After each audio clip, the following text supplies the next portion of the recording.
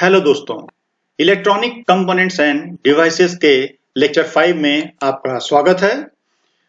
दोस्तों, हम लोगों ने पिछले टर्न पे वीआई कैरेक्टरिस्टिक्स ऑफ डायोड पढ़ लिया था, जिसको हमने दो पार्ट में पढ़ा था, फॉरवर्ड बायस और रिवर्स बायस। और फॉरवर्ड बायस कैरेक्टरिस्टिक में हमने देखा था नी वोल्टेज, और नी वोल्टेज की वैल्यू सिलिकॉन के लिए 0.7 थी और जर्मेनियम के लिए 0.3 थी। रिवर्स बायस कैरेक्टरिस्टिक में हमने देखा था ब्रेकडाउन मैकेनिज्म दो तरीके से हो सकता है। पहला था जीनर और दूसरा था एवलांच। जीनर ब्रेकडाउन होने का जो कारण था वो था स्ट्रॉन्ग इलेक्ट्रिक फील्ड, और एवलांच ब्रेकडाउन होने का जो कारण था वो था कोलिजन ऑफ इलेक्ट्रॉन्स, और हमने उसको कहा था एवलांच मल्टीप्लिकेशन। इसके बाद हम लोगों ने पढ़ा था कि effect of temperature on VI characteristics of diode. Diode के वीआई कैरेक्टरिस्टिक पे तापमान का क्या प्रभाव पड़ता है वो हमने देखा था। टेम्परेचर बढ़ने या घटने से कैरेक्टरिस्टिक कर्व कैसे शिफ्ट होता है उसको हम लोगों ने पढ़ा था। फिर हमने पढ़ा था कि ब्रेकडाउन वोल्टेज पर तापमान का क्या प्रभाव पड़ता है। तो हमने इसमें देखा था जीनर के लिए निगेटिव टेम्परेचर कोफिशिएंट था और एवलांच के लिए पॉजिटिव टेम्परेचर कोफिशिएंट था। फिर हमने देखा था तापमान की वजह से रिवर्स सैचुरेशन करंट पे क्या प्रभाव पड़ता है, और इसमें हमने देखा था कि हर 10 डिग्री सेल्सियस टेम्परेचर बढ़ाने पर रिवर्स सैचुरेशन करंट डबल हो रही थी।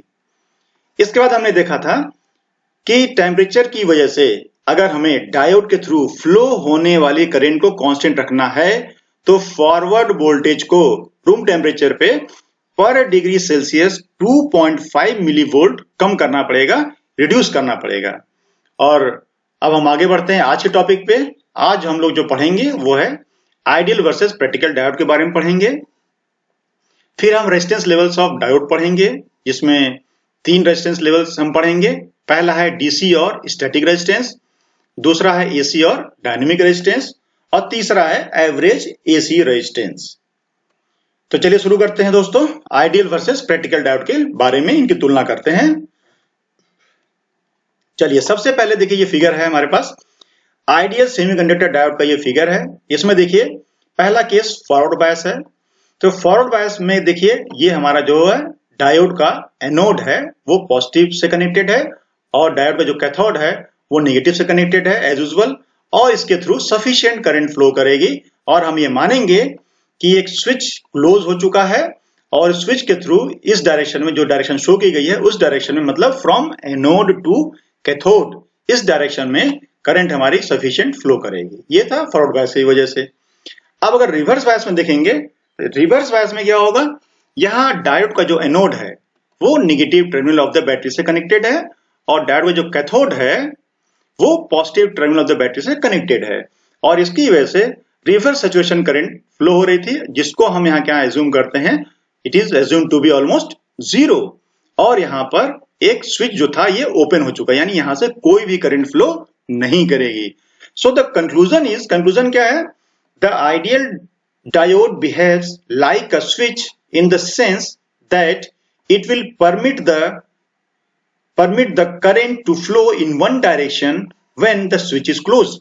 यानी कि जब स्विच क्लोज होगा तो एक ही डायरेक्शन में, जो शोन डायरेक्शन है, एक ही डायरेक्शन में करंट फ्लो हो सकती है और दूसरे डायरेक्शन में करंट फ्लो नहीं हो सकती है। एक स्विच की तरह बिहेव करता है। इसको हम लोग ग्राफ से भी देखते हैं। इस ग्राफ में क्या है, दो चीज दिखाया गया है। पहला आइडियल कैरेक्टरिस्टिक जो रेड से है, देखिए ये है, ये फॉरवर्ड का है, और ये जो है हमारा रिवर्स का है, ये आइडियल है। जबकि जो ब्लैक से है ये देखिए ये ऐसे है, और ये ग्राफ रिवर्स बायस में है। इस ग्राफ को हम लोगों ने पहले भी पढ़ चुके हैं, और मुझे उम्मीद है हमने क्या कहते हैं आप लोगों को जो है वर्चुअल लैब के माध्यम से इसकी कैरेक्टरिस्टिक प्लॉट करना भी हमने सिखाया था लैब, वह मुझे उम्मीद आपने किया होगा। तो यहाँ पर क्या है, ये एक्चुअल कैरेक्टरिस्टिक है, यहाँ पर एक्चुअल कैरेक्टरिस्टिक मेंशन्ड है। तो आइडियल में क्या है, रेजिस्टेंस पॉइंट ऑफ व्यू से भी वो भी देखते हैं हम लोग जो है। देखिए फॉरवर्ड बायस में क्या है, RF यानी रेजिस्टेंस इन फॉरवर्ड बायस, ये आइडियल की बात हो रही है, आइडियल कैरेक्टरिस्टिक की हम बता रहे हैं आपको। तो फॉरवर्ड बायस में क्या है, यहाँ पर बिल्कुल जरा सा भी वोल्टेज यानी ऑलमोस्ट जीरो वोल्टेज देते हैं तो भी क्या है आपकी करंट फ्लो करती है, यानी कि VD अपॉन ID है, तो ID की वैल्यू सफिशिएंट फाइनाइट वैल्यू रहेगी।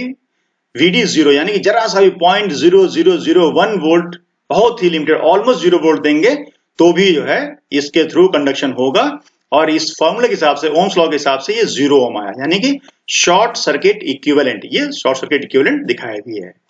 और रिवर्स बायस में आते हैं, तो रिवर्स बायस में क्या है, रेजिस्टेंस हम निकालते हैं तो क्या होता है, ओम्स लॉ के हिसाब से VD अपॉन ID। यहां पर क्या है, फाइनाइट वोल्टेज रहता है, -10 -20 जो भी वोल्टेज यहां दिया हुआ है, यहाँ पर फाइनाइट वोल्टेज तो रहेगा, लेकिन हमने क्या एज्यूम किया हुआ है, करंट टू बी 0, कोई भी करंट फ्लो नहीं करेगी। तो 20 अपॉन मतलब फाइनाइट वैल्यू कोई और 0, तो ये इनफाइनाइट ओम हो गया। इनफाइनाइट ओम का मतलब ये हुआ, ये it is open circuit equivalent, यानी कि अगर हम कंक्लूजन ड्रॉ करें तो ये देखें कि फॉरवर्ड बायस का मतलब क्या हुआ, आइडियल डायोड के बारे में, फॉरवर्ड बायस का मतलब क्या हुआ, 0 ओम, और ये शॉर्ट सर्किट इक्विवेलेंट, यानी कि जरा सा भी बिल्कुल नेग्लिजिबल वोल्टेज अगर अप्लाई किया गया, फॉरवर्ड वोल्टेज अप्लाई किया गया तो क्या हो जाएगा, ये ऑन हो जाएगा, शॉर्ट सर्किट इक्विवेलेंट होगा और इसके थ्रू करंट फ्लो करेगी। जबकि रिवर्स बायस कंडीशन में क्या है, कोई भी करंट फ्लो नहीं करेगी, और यानी कि फॉरवर्ड बायस में डायोड ऑन होगा, रिवर्स बायस में डायोड ऑफ रहेगा। तो चलिए आगे बढ़ते हैं। तो लेकिन हाँ, यहां पर ये एक्चुअल डायोड के लिए क्या होगा, पॉइंट टू पॉइंट देखिए रेजिस्टेंस की वैल्यू चेंज हो सकती है। यहां पर कुछ और रेजिस्टेंस होगा, क्योंकि यहां पर वोल्टेज लेवल, करंट लेवल दूसरा होगा, और यहां पर कुछ दूसरा होगा। तो चलिए नेक्स्ट टॉपिक पे हम चलते हैं, जो इसी से रिलेटेड है, प्रैक्टिकल डायोड से, resistance level of diode, diode का रेजिस्टेंस लेवल। तो यहां पे हम देखते हैं सबसे पहले, as the operating point of a diode moves from one region to another, the resistance of the diode will also change due to non linear shape of the characteristic curve. यानी कि जो ऑपरेटिंग पॉइंट है, diode का जो operating point है, यानी कि अगर आपने कोई सपोज करिए 1.2 वोल्ट दिया हुआ है, 1.2 वोल्ट डीसी आपने दिया है, तो उसके करस्पॉन्डिंग समथिंग कुछ करंट आ रही होगी, तो उसका ऑपरेटिंग पॉइंट वो दूसरा हो गया। अगर आपने वही 1.2 की जगह 1.4 वोल्ट दिया, तो उसके हिसाब से करंट कुछ दूसरी आएगी। तो होगा क्या, चूंकि ये जो कैरेक्टरिस्टिक है हम लोगों ने अभी डिस्कस किया है, वो क्या है, नॉन लीनियर शेप का है, तो नॉन लीनियर शेप होने की वजह से पॉइंट टू पॉइंट आपका रेजिस्टेंस की जो वैल्यू है दैट में चेंज। तो रेजिस्टेंस लेवल्स ऑफ डायोड में जो हम लोग पढ़ेंगे वो है हमारा डीसी और स्टैटिक रेजिस्टेंस, दूसरा है हमारा एसी और डायनेमिक रेजिस्टेंस, तीसरा है हमारा एवरेज एसी रेजिस्टेंस। तो एक एक करके हम लोग अध्ययन करते हैं। सबसे पहले स्टार्ट करते हैं डीसी और static resistance.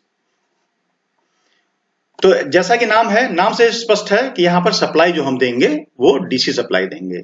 When DC voltage is applied to a circuit containing a semiconductor diode, it will result in an operating point on the characteristic curve that will not change with time। यानी कि अगर हमने किसी circuit में जिसमें diode लगा हुआ है, उसमें हम डीसी सप्लाई देते हैं, तो डायोड के क्रॉस अगर वोल्टेज VD है, VD अगर वोल्टेज है, तो उसके करस्पॉन्डिंग करंट फ्लो हो रही होगी, मान लीजिए ID। तो ये क्या है, ये हमारा जो डीसी वोल्टेज है वो टाइम के साथ चेंज नहीं होता है। तो एक बार निर्धारित हो गया कि VD वोल्टेज पर ID करंट है, तो यहां का रेजिस्टेंस निर्धारित हो गया, RD equal to VD upon ID। ध्यान रखिए कैपिटल में, R कैपिटल D कैपिटल, क्योंकि आगे हम यूज करेंगे, जब आगे दूसरे रेजिस्टेंस पढ़ेंगे तो वहां पे हम स्मॉल यूज करेंगे, इसलिए अभी से मैं आपको अलर्ट कर दे रहा हूं। नेक्स्ट चलते हैं हम लोग। The DC resistance level at the knee and below is greater compared to the resistance level obtained for the vertical rise section of the characteristic। नी के ऊपर इन सेक्शन को, इस रीजन को हम लोग क्या कहते हैं, vertical rise section of the curve. और नी के पहले, तो कहा यह जा रहा है नी के आसपास और नी के पहले जो रेजिस्टेंस की वैल्यू होगी वो ज्यादा होगी as compare to vertical rise section, और रिवर्स बायस में तो और भी ज्यादा होगी। हम इसको न्यूमेरिकल के माध्यम से भी आपको दिखाएंगे। Resistance levels in the reverse bias region is very high, ये अंडरस्टूड है, रेजिस्टेंस लेवल जो है रिवर्स बायस कंडीशन में और भी हाई होगी। सो कंक्लूजन क्या है, higher the current through the diode lower is the DC resistance. Higher current अगर है तो डीसी रेजिस्टेंस क्या होगा, उसकी लो वैल्यू होगी, लोअर वैल्यू हमें मिलेगी। तो चलिए एग्जांपल करते हैं, ग्राफिकल मेथड से हम लोग डीसी और स्टैटिक रेजिस्टेंस निकालते हैं। तो ये ग्राफ लेते हैं, यहां पर 3 पॉइंट है, पहला पॉइंट ये है, दूसरा पॉइंट ये है, तीसरा पॉइंट ये है। इन तीनों के लिए हम रेजिस्टेंस निकालेंगे और कंपेयर करेंगे। तो सबसे पहले देखते हैं, ये है फॉर्मूला जिसको हमें यूज करना है डीसी और स्टैटिक रेजिस्टेंस निकालने के लिए। तो इस पॉइंट के लिए देखिए, सबसे पहला पॉइंट इसके लिए हम निकालते हैं। तो हमें क्या चाहिए इस फॉर्मूले के हिसाब से, हमें अगर यही हमारा ऑपरेटिंग पॉइंट है तो इसके करस्पॉन्डिंग वर्टिकल ड्रॉप हम करेंगे, लाइन खींचेंगे तो ये 0.85 है, और इधर हॉरिजॉन्टल खींचेंगे तो ये 25 मिली एम्पियर है। यानी कि इस पॉइंट के करस्पॉन्डिंग जो हमारा रेजिस्टेंस कैलकुलेट होकर के आएगा वो देखिए 0.85 वोल्ट अपॉन 25 मिली एम्पियर। ध्यान रखिएगा ये मिली एम्पियर में है, तो मिली एम्पियर में है तो हमें एसआई यूनिट में करने के लिए उसको एम्पियर में चेंज करना पड़ेगा, और फाइनली इसको चेंज करेंगे तो हमें क्या मिल रहा है, ये 34 ओम कैलकुलेट होकर के आ रहा है। अब नेक्स्ट पॉइंट के लिए निकालते हैं। इस पॉइंट के लिए आप लोग इस पॉइंट पे निकालने के लिए आप चाहे तो वीडियो पॉज कर दीजिए, खुद से निकालने की कोशिश करिए, फिर वीडियो को प्ले करके आंसर देख लीजिए। तो इस पॉइंट के लिए चलिए हम निकालते हैं। तो यहाँ पर क्या दिख रहा है, 0.5 वोल्ट पर 2 मिली एम्पियर करंट फ्लो हो रही है, ये ऑपरेटिंग कंडीशन है। इस ऑपरेटिंग कंडीशन पे अगर हम निकालते हैं तो 0.5 वोल्ट अपॉन 2 मिली एम्पियर यानी कि 250 ओम यहाँ पर आ रहा है। इसी तरीके से जो थर्ड पॉइंट है ये हमारे रिवर्स साइड में है।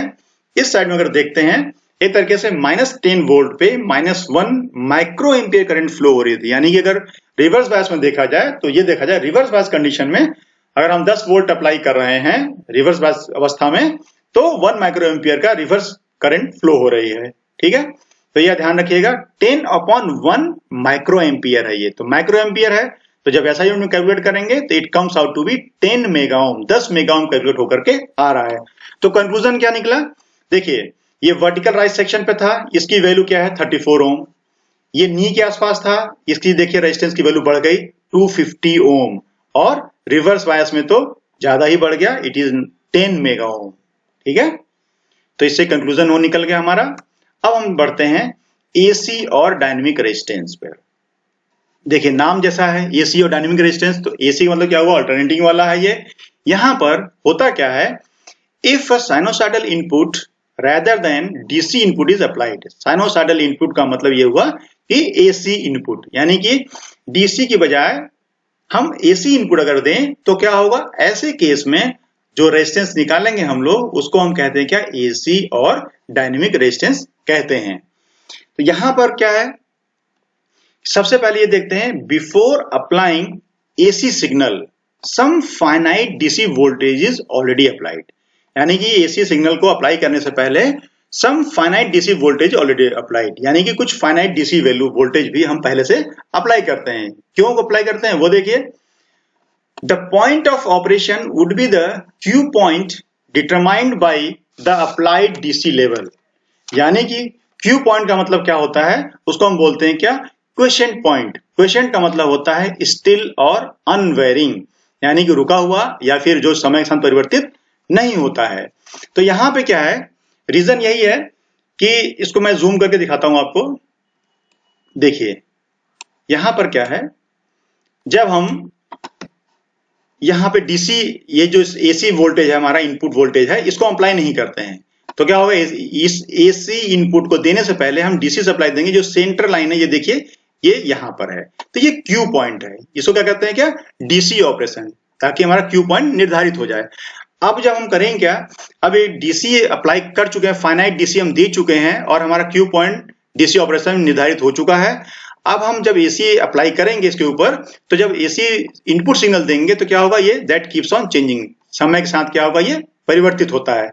अब देखिए हर एक वैल्यू पे अगर इसको हम ट्रेस करें, जैसे मैक्सिमम पॉइंट है यहाँ पर और ये मिनिमम पॉइंट है, मैक्सिमम पॉइंट पे अगर हम ट्रेस करेंगे, देखिए यहाँ जा रहा है, यहाँ पे ये मैक्सिमम आ रहा है, यानी हर एक पॉइंट पे ये मिनिमम पे देखेंगे तो मिनिमम पे ये मिनिमम आ रहा है। हर एक पॉइंट पे अगर देखेंगे तो इस इनपुट वोल्टेज के करस्पॉन्डिंग हमारा करंट भी चेंज हो रहा है, यानी कि टाइम वेरिंग वोल्टेज सिग्नल की वजह से टाइम वेरिंग हमारा करंट भी हमें प्राप्त हो रहा है।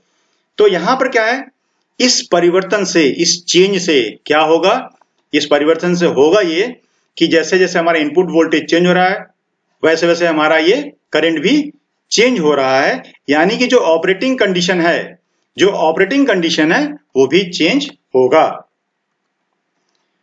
The varying input will move the instantaneous operating point up and down region of the characteristic, यानी कि इस कैरेक्टरिस्टिक पर इसकी वैल्यू चेंज होती रही, कभी यहां कभी यहां कभी यहां कभी यहां कभी यहां, इस हिसाब से ये चेंज होता रहेगा। Thus it defines a specific change in current and voltage, यानी कि इस स्पेसिफिक डेल्टा वी डी, यानी कि यहाँ पे स्पेसिफिक वोल्टेज चेंज की वजह से यहाँ पर स्पेसिफिक करंट में चेंज भी हमें प्राप्त होगा। टू डिटरमाइन एसी और dynamic resistance, a tangent is drawn at Q point two observe a particular change in voltage and current, यानी कि अब हम चलते हैं ग्राफिकली इस एसी और डायनेमिक रेजिस्टेंस को निकालते कैसे हैं, उसका तरीका क्या है। ये हमारा Q point DC applied DC से निर्धारित था। इस Q पॉइंट पर एक टेंजेंट खींचेंगे, इसके बाद इसको एक्सटेंड करेंगे, इसको वर्टिकली लाएंगे, तो ये क्या ट्रायंगल सा बनेगा। तो ये जो वर्टिकल ये क्या देगा, ये डेल्टा आईडी देगा, यानी चेंज इन करंट देगा, और ये जो देगा ये डेल्टा वीडी यानी चेंज इन वोल्टेज। इस चेंज इन वोल्टेज की वजह से इस करंट में इतना चेंज हो रहा है, और जो फॉर्मूला आएगा वो आएगा R D equal to delta VD upon delta ID. और एक चीज में ध्यान क्या देंगे इसको निकालते समय, an effort should be made to keep the change in voltage and current as small as possible and equidistant to either side of the Q point, यानी कि हमारी कोशिश क्या रहेगी, इस Q पॉइंट में जब हम टेंजेंट खींचेंगे इस हिसाब से टेंजेंट खींचेंगे कि ये जो परिवर्तन बहुत ज्यादा ना हो। ऐसा नहीं है कि इतना बहुत लंबा खींच दिए इधर, बहुत लंबा इधर खींच दिए और बहुत ज्यादा चेंज ले रहे हैं, ऐसा नहीं करेंगे। हमारी कोशिश क्या रहनी चाहिए, हम इस तरीके से टेंजेंट खींचेंगे कि ये जो डेल्टा वीडी और डेल्टा आईडी में परिवर्तन कम से कम हो, पहली चीज। दूसरी चीज क्या है कि हम इसको लगभग समान दूरी पर रखेंगे, यानी कि इस टेंजेंट जब खींचेंगे, अगर मान लीजिए इधर x डिस्टेंस आप ले गए हैं तो इधर भी x डिस्टेंस इधर भी लेकर के आएंगे, तो इसका हम ख्याल रखेंगे। तो चलिए एक एग्जांपल करते हैं एसी या फिर डायनेमिक रेजिस्टेंस निकालने के लिए। तो देखिए ये है ग्राफ आपके सामने, यहाँ पर एक पॉइंट ये है और एक पॉइंट ये है, इन दोनों पॉइंट के लिए हम लोग निकालेंगे। तो सबसे पहले तो हमें फॉर्मूला, और जो कि हम लोग डिस्कस भी कर चुके हैं, R D equal to delta VD upon delta ID. यहाँ ध्यान रखिएगा ये स्मॉल आर है, स्मॉल डी है, यानी एसी और डायनेमिक रेजिस्टेंस के लिए हम ये सिंबल यूज करते हैं, स्मॉल आर और स्मॉल डी। तो यहां पर देखिए इस पोर्शन को हम यहां पे जूम करके दिखाए हैं ताकि समझना आसान हो। चलिए सबसे पहले इस पॉइंट के लिए हम कोशिश करते हैं, इस पॉइंट के लिए हम लोग एसी रेजिस्टेंस निकालने की कोशिश करते हैं। तो इस निकालने के लिए क्या करना पड़ेगा, देखिए इसको हम यहाँ पे जूम वाले एरिया में चलते हैं, यहाँ पे देखते हैं। तो इस पॉइंट पे अगर निकालना है तो इसके हम यहाँ पे टेंजेंट खींचेंगे। टेंजेंट किस हिसाब से खींचेंगे, सपोज x दूरी यहाँ पर तो x दूरी यहाँ पर, तो लगभग बराबर दोनों साइड हम खींचेंगे। फिर हम ये और ये हमारा ट्रायंगल बन गया। जब ट्रायंगल बन गया यानी कि ये जो है ये जो है डिस्टेंस, ये हमारा डेल्टा आईडी यानी चेंज इन करंट मिल जाएगा, और यहाँ पॉइंट से लेकर के यहाँ तक जो ये है हम ये निकालना है, ये हमारा डेल्टा वीडी हो जाएगा। तो देखिए करंट कोई इशू नहीं, ये जो लाइन जा रही है ये वाला पॉइंट, ये देखिए ये क्या है, ये 4 मिली एम्पियर है, ठीक है, और ये जो है 0 मिली एम्पियर। तो डेल्टा आईडी में प्रॉब्लम नहीं है, किसमें है, डेल्टा वीडी निकालने में। तो डेल्टा वीडी निकालने के लिए देखिए थोड़ा सा आप लोग ग्राफ पे तो कई प्रैक्टिकल किए होंगे, ग्राफ पे आप लोग प्लॉट किए होंगे, तो उसको आप आसानी से कोरिलेट कर लेंगे। सिंपल है, 0.6 है, 0.7 है, ये 0.8 है, ये 0.9 है, यानी कि यहाँ के लिए हमें ये वैल्यू चाहिए। तो ये वैल्यू अगर देखना है तो अगर देखा जाए तो देखिए ये हमारा निकल के आएगा 0.8 से 0.02 का ये स्पैन मान लेते हैं, 5 भाग में बांटा गया होगा, तो क्या होगा, ये 0.78, ये 0.76, और यहाँ पर क्या है, ये 0.6 और 0.7 के बीचों बीच लगभग आ रहा है, तो इसको हम मानते हैं क्या 0.65। तो इन दोनों का जब डिफरेंस लेंगे तो डेल्टा वीडी में मालूम हो जाएगा। तो ये देखिए इस पॉइंट के लिए डेल्टा वीडी जो आएगा 0.76 माइनस 0.65, 0.76 माइनस 0.65, और जो डेल्टा आईडी है वो क्या आएगा, वही 4 माइनस 0। तो आरडी जो है हमारा एसी जो रेजिस्टेंस निकल के आएगा 0.11 अपॉन 4 मिली एम्पियर, ठीक है, ये मिली एम्पियर में है, तो जो रेजिस्टेंस निकल के आएगा वो आएगा 27.5 ohm. Now come to the second point, दूसरे पॉइंट चलते हैं। यहां पर देखिए थोड़ा सा जो है करंट के लिए डेल्टा आईडी निकालने के लिए कोई प्रॉब्लम नहीं है, यहां पर भी सेम वही प्रोसीजर अपनाएंगे। यहां से हम टेंजेंट खींचेंगे, क्योंकि क्यू पॉइंट हमारा अगर ये है 25 मिली एम्पियर पर है, तो यहां पर हम टेंजेंट खींचेंगे, जितना डिस्टेंस इधर इतना डिस्टेंस इधर। तो यहां पर इधर से करंट निकालने में कोई प्रॉब्लम नहीं है, डेल्टा आईडी निकालने में कोई प्रॉब्लम नहीं है। यहां पर क्या है, इस पॉइंट से वर्टिकल लाइन खींचेंगे नीचे की तरफ, फिर ये 20 के करस्पॉन्डिंग यहां खींचेंगे, तो ये जो दो लाइंस आ रही हैं यही चेंज है डेल्टा वीडी। यहां पे देखते हैं ये, इसको मैंने जूम करके यहां दिखाया है, तो ये जो दो लाइनें आ रही हैं ऊपर से यही डेल्टा वीडी हमें निकालना है। तो ये देखिए इसके करस्पॉन्डिंग ये हमारा क्या है 0.8 है, और ये हमारा मुझे लगता है आपको उम्मीद मालूम होगा जो क्या होगा, और ये हमारा क्या है 0.78। यानी कि इस पॉइंट के करस्पॉन्डिंग अगर देखा जाए तो हमारा जो डेल्टा वीडी है वो क्या है 0.80 माइनस 0.78, और डेल्टा आईडी क्या है उसमें कोई डाउट नहीं है, वो तो बड़ा बड़ा है, साफ साफ दिख रहा है, वो क्या है 30 माइनस 20 मिली एम्पियर। तो आरडी जो निकल के आएगा 0.02 अपॉन 10 मिली एम्पियर, यानी कि ये 2 ओम्स निकल के आएगा। यहां पर भी अगर आप देखेंगे तो हम ये कंक्लूजन ड्रॉ कर सकते हैं। देखिए यहां पर भी एसी या फिर डायनेमिक रेजिस्टेंस के केस में भी देखिए हो क्या रहा है, यहां पर नी वोल्टेज के आसपास यहां पर देख रहे हैं तो 27.5 ओम है, और वर्टिकल राइज सेक्शन में सिर्फ और सिर्फ 2 ओम है। तो यहां से भी वो कंक्लूजन ड्रॉ हो रहा है कि वर्टिकल राइज सेक्शन में रेजिस्टेंस की वैल्यू कम होती है, और नी के पास जो है वो रेजिस्टेंस की वैल्यू ज्यादा होती है, और रिवर्स बायस में तो बहुत ज्यादा होती है। चलिए आगे बढ़ते हैं। एसी और डायनेमिक रेजिस्टेंस में देखिए जो हमने अभी देखा वो तो ग्राफिकल मेथड था, अब हम देखेंगे इसको हम लोग मैथमेटिकली भी निकाल सकते हैं। वो देखिए we can also determine the value of RD from the diode equation। Diode equation से भी निकाल सकते हैं। क्यों? क्योंकि देखिए आपने मैथमेटिक्स में पढ़ा होगा स्लोप निकालने के बहुत से तरीके थे, ठीक है, तो वहां पर डेरिवेटिव से भी आपने सीखा होगा। यहां पर देखिए अगर हमारे पास डायोड इक्वेशन है ID equal to IS e to the power VD upon eta VT minus 1, ये डायोड इक्वेशन पहले से आपका पढ़ा हुआ है। अगर इस डायोड इक्वेशन को अगर VD के रेस्पेक्ट में अगर हम डिफरेंशिएट कर देंगे तो हमें क्या निकलेगा dID ओवर dVD आएगा, लेकिन हमारा जो रेजिस्टेंस होता है वो क्या होता है dVD ओवर dID।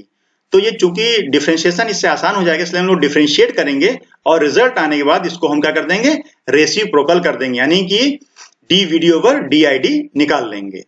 तो चलिए ये था आपका डायोड इक्वेशन, इसको हम लोगों ने VD के रेस्पेक्ट में एक बार डिफरेंशिएट किया तो क्या आएगा dID over dVD equal to, अब देखिए यहां पर क्या है VD के रेस्पेक्ट में जब आप डिफरेंशिएट कर रहे हैं तो ये 1 क्या है कांस्टेंट है, 1 हमारा कांस्टेंट है, तो ये 0 हो जाएगा, इससे कोई मतलब नहीं है।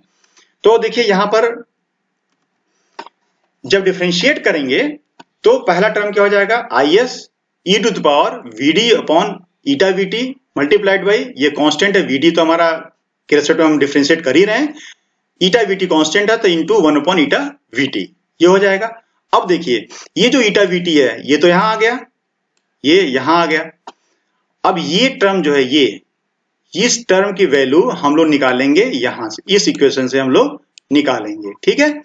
यहां से साफ दिख रहा है कि IS e to the power VD upon eta VT की जो वैल्यू आएगी वो कितनी आएगी ID प्लस IS, क्योंकि ये मल्टीप्लाई होगा माइनस IS तो इसके उस पार जाएगा तो ID प्लस IS, यानी कि इसके जगह पर हमारा क्या आ गया, ये आ गया कि ID प्लस IS जो कि हमने इस इक्वेशन से निकाला है।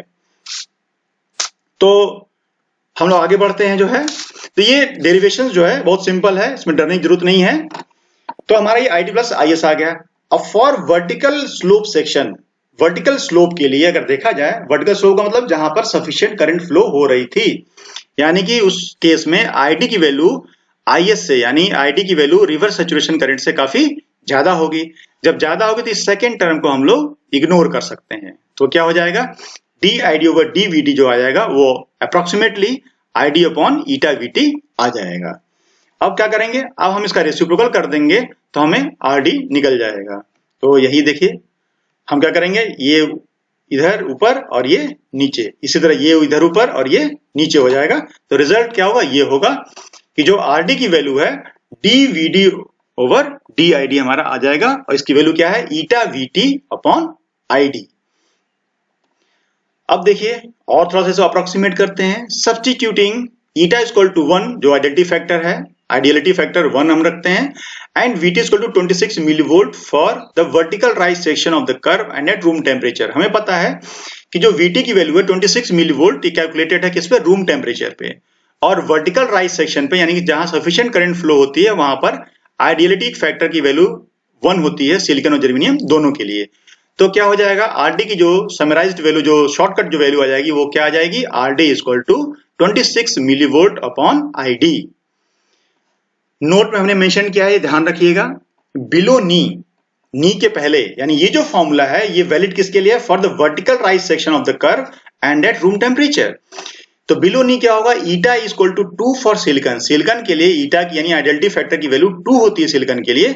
So the value of RD must be evaluated properly, तब आप जो है इस प्रिसाइज जो फॉर्मूला उससे निकालिएगा, ठीक है। एक्चुअल प्रिसाइज फॉर्मूला यही है, ये तो हमने समराइज कर दिया क्योंकि मोस्टली ये यूज किया जाता है eight room temperature and for the vertical rise section, ठीक है। तो ये ध्यान रखिएगा आप लोग। Clearly RD can be evaluated simply by substituting the quiescent value of diode current. ध्यान रखिएगा, यहां पर कैपिटल आई है, कैपिटल डी है और डायोड इक्वेशन डीसी के लिए डिफाइंड था, यानी कि एसी रेजिस्टेंस हम निकाल सकते हैं सिर्फ ये जानकारी से कि क्यू पॉइंट पे डायोड के थ्रू करंट कितनी फ्लो हो रही थी, यानी ID is what, ID is the DC current flowing through the diode, यानी कि क्यू पॉइंट पे, क्विसेंट पॉइंट पे, यानी डीसी ऑपरेशन पे करंट कितनी फ्लो हो रही थी, अगर वो मालूम है तो हम इस फॉर्मूले से आरडी की वैल्यू निकाल सकते हैं, फिर हमें किसी ग्राफ की आवश्यकता नहीं होगी। आगे बढ़ते हैं।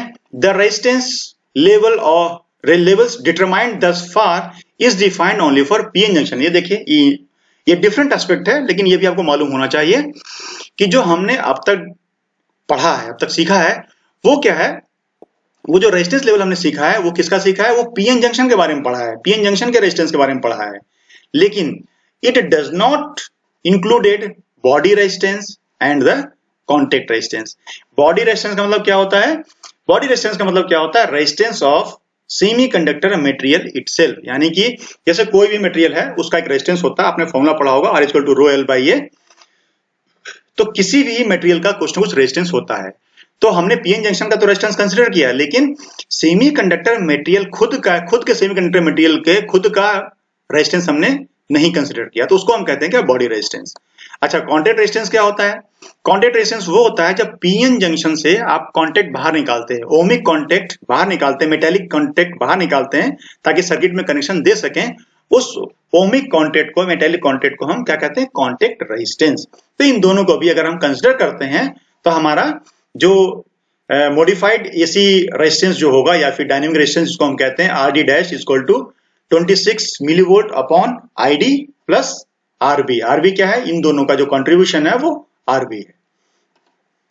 The factor RB can range from typically 0.1 ohm for high power devices to 2 ohm for some low power general purpose diodes, यानी कि जो आरबी की जो वैल्यू है वो 0.1 ohm से 2 ohm के बीच में वेरी करती है, ठीक है, लेकिन generally we ignore the impact of RB in most of the cases unless otherwise stated, यानी कि हम इसको जनरली इग्नोर करते हैं जब तक कि स्पेशली मेंशन्ड ना किया गया हो कि कंसीडर करना है या नहीं करना है।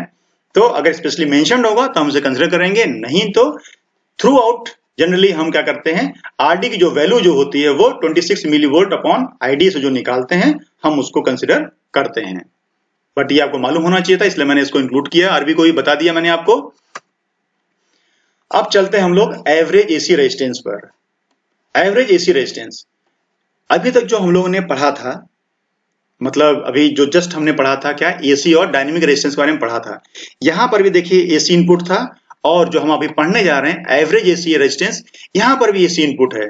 डिफरेंस क्या है, जो पहले हमने जस्ट पढ़ा था वहां पर क्या है, वहां पर जो एसी सिग्नल का जो एम्पलीट्यूड है, जो स्विंग है, जो वेरिएशन है वो कम था। यहां पर क्या है, if the input signal is sufficiently large to produce a broad swing, यानी बड़ा स्विंग प्रोड्यूस कर रहा है, वेरिएशन बहुत ज्यादा है, the resistance associated with the device for this region is called the average AC resistance. और ऐसे कंडीशन में अगर देखते हैं, इस कंडीशन में निकालते हैं जो रेजिस्टेंस, उसको हम कहते हैं क्या, एसी रेजिस्टेंस। और निकले कैसे वो देखते हैं। Average AC resistance is determined by a straight line drawn between two intersections established by the maximum and minimum values of input voltage।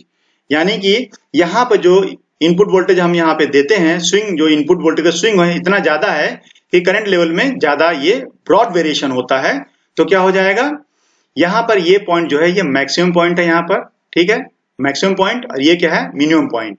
यानी कि यहाँ पर जो एवरेज एसी जो हम लोग निकालते हैं, डिटरमाइन करते हैं, इवेल्युएट करते हैं ग्राफिकली, वो कैसे निकालते हैं, ये दो पॉइंट जो इंटरसेक्शन पॉइंट है, ये corresponding to maximum, this is corresponding to minimum. इन दोनों पॉइंट पे यहाँ से लाइन यहाँ खींचा, और यहाँ पर ये जो चेंज देख लिया डेल्टा आईडी में कितना चेंज है, और यहाँ पे चेंज देख लिया कितना डेल्टा वीडी में चेंज है, और इससे हमने कैलकुलेट कर लिया। तो आर एवरेज इस तरह से रिप्रेजेंट करते हैं, आर एवरेज की जो वैल्यू है delta VD over delta ID, and it is defined point to point, और ये पॉइंट टू पॉइंट यानी ये maximum point to minimum point दो पॉइंट के बीच में डिफाइंड होता है। Since one resistance level is used for wide range, it will be helpful for developing equivalent circuits for diode. Coming lectures में हम देखेंगे कि डायोड इक्विवेलेंट सर्किट्स हम पढ़ेंगे, तो वहां के लिए थोड़ा सा हेल्पफुल ये रहेगा। इसमें प्लस पॉइंट ये है कि इस पॉइंट से इस पॉइंट के इतने वाइड रेंज में भी हमारा जो है आर एवरेज की जो वैल्यू है वो क्या रहेगी, एक ही रेजिस्टेंस वैल्यू रहेगी, एक ही वैल्यू यूज होगा, यानी वो एक तरीके से इस पॉइंट से इस पॉइंट के बीच में इस रेंज में एक कांस्टेंट रेजिस्टेंस की वैल्यू हम उसको उपयोग कर पाते हैं। चलिए इसका एग्जांपल करते हैं। ये हमारा ग्राफ सामने है, ठीक है, यहां पर ये दिख रहा है कि सबसे पहले हम जो फॉर्मूला यूज करेंगे R average delta VD over delta ID, and it is from point to point, यानी इस point maximum to minimum point. तो यहां पर क्या होगा, इसको मैंने जूम कर दिया है, इस पोर्शन को मैंने जूम कर दिया है ताकि आसानी से दिखाई दे। यहां पर फिर देखिए ये पॉइंट है, ये पॉइंट क्या है, यहां पर देखिए 0.725 है लगभग, और ये जो पॉइंट है 0.6 0.7 के बीचों बीच था, तो हमने इसको 0.65 लिया है। तो अब जब यहां देखेंगे तो यहां पर हमें क्या चाहिए कैलकुलेशन के लिए, डेल्टा वीडी वो कितना आ जाएगा, 0.725 माइनस 0.65, और डेल्टा आईडी साफ साफ दिख रहा है, यही पॉइंट और ये पॉइंट कितना है 17 है, ये पॉइंट कितना है 2 है, और भी किसमें मिली एम्पियर में है। तो आर एवरेज की जो वैल्यू आएगी वो 0.075 अपॉन 1515 मिली एम्पियर, और ऐसा यूनिट में अगर निकालेंगे तो ये कितना आ रहा है, 5 ओम आ रहा है। तो ये है आपकी हमारी समरी में देखिएगा, वो समझ लेते हैं। तीनों जो रेजिस्टेंस हमने पढ़ा है वो हमने पढ़ा कौन सा, डीसी और स्टैटिक, दूसरा है एसी और डायनेमिक, तीसरा है एवरेज एसी। तो डीसी और स्टैटिक रेजिस्टेंस में क्या है, जो फॉर्मूला जो यूज है वो क्या है, capital R capital D is equal to VD upon ID, and it is defined as point on the characteristic. किसी एक पर्टिकुलर पॉइंट की बात करता है, चाहे इस पॉइंट की, चाहे इस पॉइंट की, चाहे इस पॉइंट, यानी किसी एक पॉइंट पे, यानी क्योंकि डीसी फिक्स है तो फिक्स डीसी है तो टाइम के साथ चेंज नहीं होता, अगर वीडी फिक्स हो गया तो आईडी भी फिक्स हो गया, यानी किसी एक पॉइंट पे हम बात करते हैं, तो defined as a point on the characteristic, किसी एक पॉइंट की बात करते हैं।